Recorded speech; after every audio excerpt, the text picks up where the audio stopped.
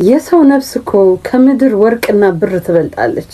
ነይ ነይ እምዬ ማርያም ያለ ጊዜ ቆይተሻል ማለት ይቻላል። በእስልምና እምነት ተወለድኩኝ አደግኩኝ። በእስልምና እምነት ውስጥ ቁርአን ከማክተም ጀምሮ በሁለቱም ሃይማኖት ቅዱስ መጽሐፍ ላይ አንድ ሰው ንስሐ ሲገባና ተውበት ሲያደርግ በሰማይ መላእክቶች ይደሰታሉ ይላል። ሉቃስ 15:7 ላይና በሐዲሱ ደግሞ በሳሂህ ሙስሊም 2747 ላይ ተገልጿል። ስለዚህ ሁለቱም ቅዱስ መጽሐፍቶች የሚያሳዩን መላእክቶችና ሰማያውያን የሚደሰቱት ሰው ወደ ፈጣሪ ሲመለስ እንጂ ምድር ላይ በጥላቻና በጭቅጭቅ ሲናቆር እንዳልሆነ ነው። ታዲያ ቃሉ የሚያወራው ስለ ሰማያዊ ደስታ፣ ስለ ፈጣሪ ምህረትና ስለ ሰውየው መንፈሳዊ መታደል ሆኖ ሳለ ዛሬ እኛ በየሚዲያው የምናየው ምንድን ነው? አንድ ሰው ሃይማኖት ሲቀይር ጉዳዩ ከፈጣሪ ጋር ያለው ግንኙነት መሆኑ ይቀርና በቀጥታ የሚዲያ ካሜራ ይደቀንበትና ከዛም ትክክለኛ መንፈሳዊ ደስታ አልመስል ይለናል። የአንዱን እምነት ለማጥላላት የግል ጥቅምና ቪው የሚደረግ የዲጂታል ጦርነት ሆኖ ይቀራል። ይሄ ደግሞ ተገቢ አይደለም። በነገራችን ላይ እናንተ ለቪው ስታስቡ ይህ ጉዳይ ትልልቅ አደጋዎችን እያስከተለ ነው።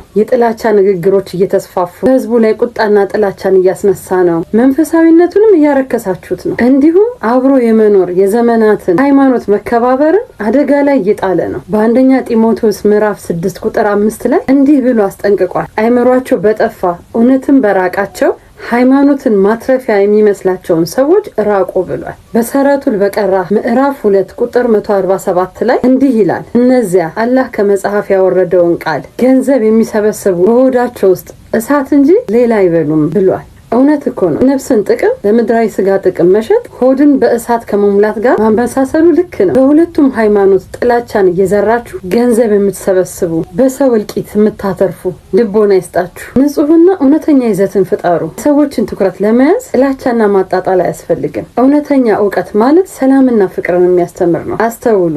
እውነተኛ እምነት በፍቅርና በምግባር እንጂ ሌላውን በማጣጣል አይገለጽም። እውነተኛ መንፈሳዊ ደስታ በሰማይ ነው ያለውን እኛ ምድር ላይ በጥላቻ እንቀይረው። ሎዛ ሚዲያ እዚህ ጉዳይ መልስ መስጠት ይኖርብሃል። ምክንያቱም ያንተ ሚዲያ አንተን እንጂ የሚወክለው ኦርቶዶክስ እምነትን አይወክልምና።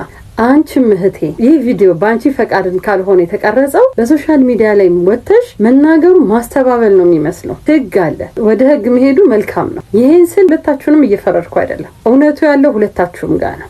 አላሁ አለም ይላል አይደል እንዴ? ለሁሉም እግዚአብሔር ያውቃል። ሁለታችሁ ጋር ነው። ሌላው ጥብቅ መልእክቴ ሃይማኖት ቀየርን ብላችሁ በየሚዲያው ላይ የምትወጡ ሰዎች በተሰጣችሁ እድል የነበራችሁበትን ሃይማኖት መኮነን ሳይሆን የመጣችሁበት ሃይማኖት ምን አሳምኗችሁ እንደሆነ ለጥያቄዎቻችሁ መልስ አግኝታችሁበት መሆኑ እነዚህ ነገሮችን ብትናገሩ ይሻላል። የነበራችሁበት ሃይማኖት ማጥላላቱ ማውራቱ ጽድቅ ሆኖ አይቆጠርምና እግዚአብሔር ለሁላችንም ማስተዋሉን ያድለን።